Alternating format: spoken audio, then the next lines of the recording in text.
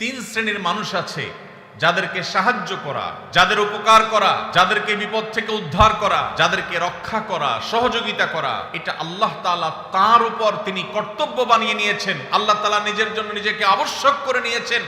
সেই সৌভাগ্যবান তিন শ্রেণীর মানুষ কারা? যেসব যুবক ভাইরা স্রোতের বিপরীতে, হারামের যে স্রোত জাহান্নামের দিকে নিয়ে যাচ্ছে আমাদের তরুণদেরকে, এর বিপরীতে যে সমস্ত যুবক যুবতীরা নিজেদেরকে বাঁচাবার সংগ্রামে যারা জয়ী হবেন, যারা নিজেদেরকে এসব হারাম থেকে বাঁচাবার জন্য চেষ্টা করবেন, কোরআন এবং হাদিস তাদের জন্য কিছু সুসংবাদের কথা বলেছে। এর ভিতরে এক নম্বর হলো আল্লাহ রাব্বুল আলামিন সেই সব মানুষদের সাহায্য করাটাকে আল্লাহ নিজের উপর তিনি কর্তব্য বানিয়ে নিয়েছেন। যেসব মানুষেরা চরিত্রকে হেফাজত করে, বিবাহ করে চরিত্রকে হেফাজত করবার উদ্দেশ্যে তারা, আবু হুরায়রা রাদিয়াল্লাহু তাআলা আনহু বর্ণনা করেছেন, নবীজি সাল্লাল্লাহু আলাইহি ওয়াসাল্লাম ইরশাদ করেছেন, সালাসাতুন আলাল্লাহি আউনুহুম, তিন শ্রেণীর মানুষ আছে যাদেরকে সাহায্য করা, যাদের উপকার করা, যাদেরকে বিপদ থেকে উদ্ধার করা, যাদেরকে রক্ষা করা, সহযোগিতা করা, এটা আল্লাহ তাআলা তার উপর তিনি কর্তব্য বানিয়ে নিয়েছেন। আল্লাহ তাআলা নিজের জন্য নিজেকে আবশ্যক করে নিয়েছেন। সেই সৌভাগ্যবান তিন শ্রেণীর মানুষ কারা? নবীজি সাল্লাল্লাহু আলাইহি ওয়াসাল্লাম বলেছেন, তার মধ্যে এক নম্বর হলেন আল মুজাহিদু ফি সাবিলিল্লাহ, যারা আল্লাহর রাহে জিহাদে রত থাকেন, আল্লাহর রাহে যারা জিহাদে থাকেন, সেই মুজাহিদদেরকে আল্লাহ রাব্বুল আলামিন সাহায্য করা, সহযোগিতা করা, তাদেরকে আল্লাহ রাব্বুল আলামিন মদদ করাকে আল্লাহ নিজের জন্য কর্তব্য বানিয়েছেন। নাম্বার 2, ওয়াল মুকাতাব আল্লাযী ইউরিদুল আদা, যেই কৃতদাস মালিকের সাথে চুক্তি করেছে কোন নির্দিষ্ট অ্যামাউন্ট দিয়ে সে মুক্ত হবে, তার যদি সদিচ্ছা থাকে সেটি আদায় করবার, আল্লাহ তাআলা তাকে সেটা আদায় করার জন্য সাহায্য করবেন, আল্লাহর ওয়াদা আছে।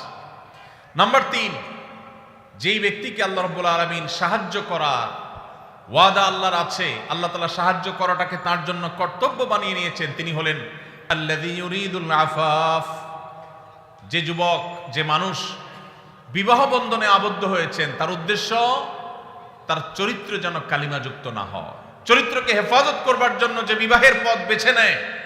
নবীজি সাল্লাল্লাহু আলাইহি ওয়াসাল্লাম বলেছেন, এই বিবাহ করা মানুষ, এই চরিত্র রক্ষা করা মানুষ, এই বীর, একে আল্লাহ রাব্বুল আলামিন সাহায্য করা, তাকে অর্থনৈতিকভাবে বরকত দেওয়া, তার জীবনের সার্বিক কল্যাণ দান করা, এই জিনিসটা আল্লাহ নিজের জন্য আল্লাহ কর্তব্য বানিয়ে নিয়েছেন।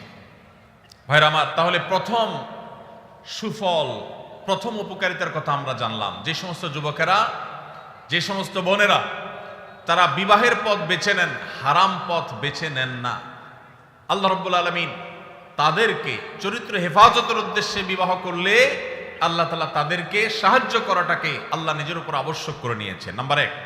নাম্বার 2, যে মানুষগুলো তার দুই চোয়ালের মধ্যবর্তী অঙ্গ অর্থাৎ মুখ, তার জিহ্বা, তার ঠোঁট, তার মুখ, এটাকে হারাম থেকে নিয়ন্ত্রণ করবার দায়িত্ব যে নিয়েছে, অর্থাৎ এই মুখ দিয়ে হারাম কথা বলে না, হারাম কিছু খায় না, মুখ দিয়ে যত রকমের আল্লাহর অবাধ্য কাজ করা যায় সেগুলোর কোনোটা করে না, সে মুখকে কন্ট্রোল করে, এবং তার দুই রানের মধ্যবর্তী অঙ্গ অর্থাৎ তার সম্ভ্রম, তার ইজ্জতকে যে ব্যক্তি সংরক্ষণ করতে পারে, নবীজি বলেছেন, মাইয়াদমান লিমা বাইনা লিহিয়াইহি ওয়া মা বাইনা রিজলাইহি আদমান লাহুল জান্নাহ, যে ব্যক্তি তার দুই চোয়ালের মধ্যবর্তী অঙ্গ আর দুই রানের মধ্যবর্তী অঙ্গ, এই দুটি অঙ্গে কোনো প্রকার কালিমা লাগতে দেয় না, এগুলোকে হারাম থেকে বাঁচাবার সংগ্রাম করে, দায়িত্ব নেয়, সে এগুলাকে দায়িত্ব নিয়ে হেফাজত করে, নবীজি বলেছেন তার জান্নাতে যাওয়ার দায়িত্ব আমি নিলাম।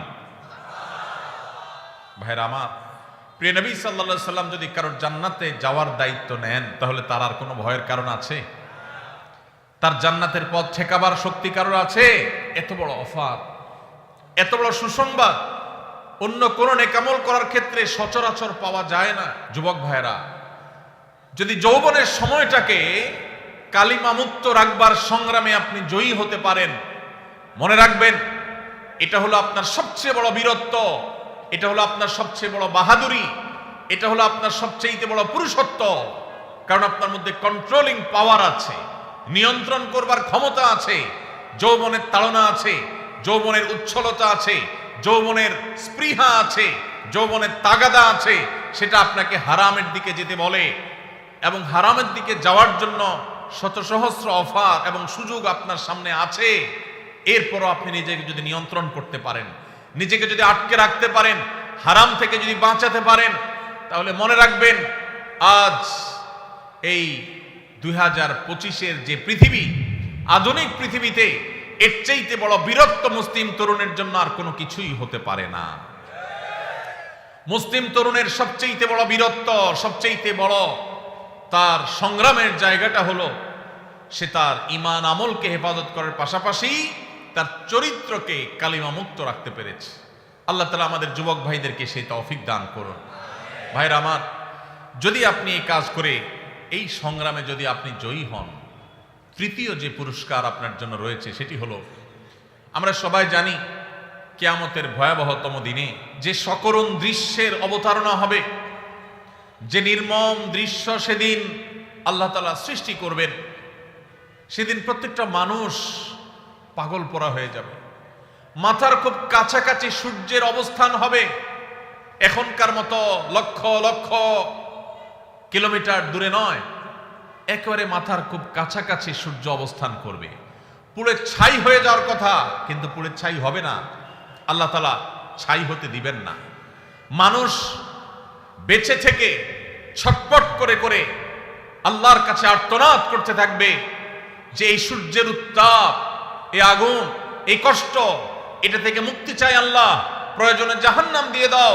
তারপর না, মৃত্যুকে আল্লাহ তাআলা চিরতরে শেষ করে দিবেন। শুধু ভোগ, জান্নাতীদের নেয়ামত, জাহান্নামীদের শাস্তি, দুইটাই স্ব অবস্থান থেকে ভোগ করবে। এটা শেষ হবে না, মৃত্যু আর আসবে না। কিয়ামতের সেই ভয়াবহতম দিনে আল্লাহ রাব্বুল আলামিন সেই তরুণদের, সেই যুবক ভাইদের, সেই যুবতী বোনদের আল্লাহর আরশের নিচে ভিআইপি প্যান্ডেলে আল্লাহ রাব্বুল আলামিন ছায়া দিবেন, যাদেরকে কিয়ামতের কোনো কষ্ট স্পর্শ করবে না, কিয়ামতের কোনো ভয়াবহতা তাদেরকে পাবে না, কিয়ামতের কোনো ভয়াবহতা, কোনো টেনশন তাদের টাচই করবে না। আস-সুন্নাহ ফাউন্ডেশন, উম্মার স্বার্থে সুন্নাহর সাথে।